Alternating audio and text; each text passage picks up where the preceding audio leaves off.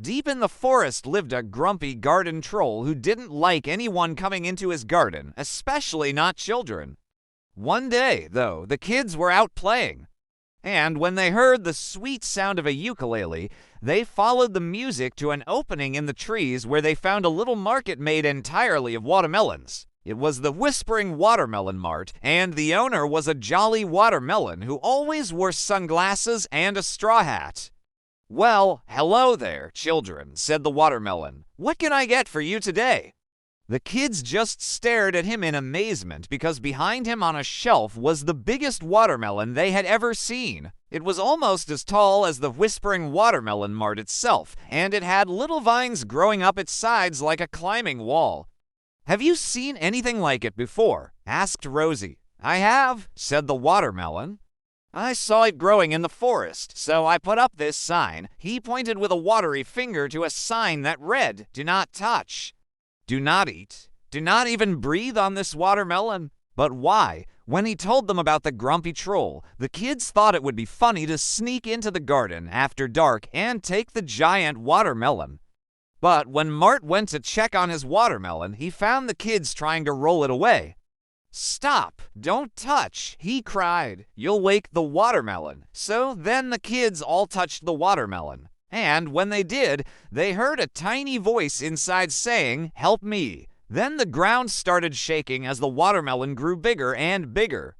Vines shot out and wrapped around the kids, pulling them towards their mouths. "Quick, run to the Whispering Watermelon Mart," shouted Mart, "and hide in the hollow of my rind." So the kids ran as fast as they could, hiding inside the hollow just as the troll appeared behind them. "Who's in here?" he demanded. But the kids were safe inside the watermelon, and soon the whole thing rolled away back to the market. "I'm so sorry, children," said the watermelon. "I should have told you what was going to happen. You see, when I found that watermelon, I also found this note." He pulled out a scroll that read, "To whoever finds this watermelon, do not touch it or the magic will start anew. For inside this melon lives a fairy named Pip, and she needs your help to break the curse of the grumpy garden troll." It turned out that the troll had cursed Pip to live inside the watermelon until someone broke the curse by bringing her 3 silly things: a feather from a giggling goose, a spoonful of moonlight jam, and a sock that smells like marshmallows. So now the kids had to go into the forest and find those things while the watermelon guarded Pip. They searched for a long time, and eventually the goose feather and marshmallow sock were found.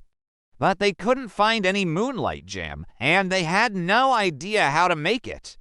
"If only we could turn back time," sighed Rosie. Luckily, the clock on the Whispering Watermelon Mart chimed twice, which meant they could make a wish. "I wish we knew how to make moonlight jam," said Finn. And just like that, they were whisked away to a magical land where everything was made of candy. A talking lollipop offered to help them make the jam by combining the flavors of the moon and a marshmallow. And soon they had a jar of delicious moonlight jam.